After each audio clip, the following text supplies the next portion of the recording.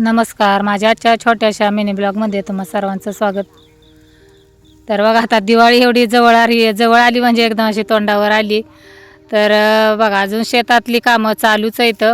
बाजार आणून पडलाय पण करायला बघा वेळच नाही. शेतकऱ्यांचं हे असंच चालू असतं.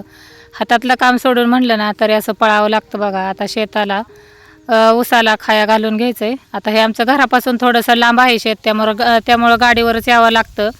त्यामुळं सकाळचं घाईघाईने एवढं सगळं पोरींच्यावर सगळा स्वयंपाक सगळं सोपवून लवकर निघून आलो आम्ही. 8-8:30ला शेतात बघा. आता एवढं खायला टाकून सगळं घेतलं आणि इकडं बघा आता ऊस लागणीसाठी तर तोडला होता ऊस. तर त्याचा सुद्धा खोडवा चांगला आला आहे. तर त्यालासुद्धा बघा खायला घालून घेतला. आता पलीकडचा सुद्धा ऊस चांगला मोठा झाला. तो आता कारखान्याला जाईल. तर इथं बघा मला मातीत अंडी रवलेली दिसली. तर बहुतेक पावसातली ती मी ती वर काढली. कशाची असतील ते सुद्धा मला कमेंट बॉक्समध्ये नक्की सांगा. आणि व्हिडिओ आवडला तर लाईक शेअर सबस्क्राईब करायला विसरू नका.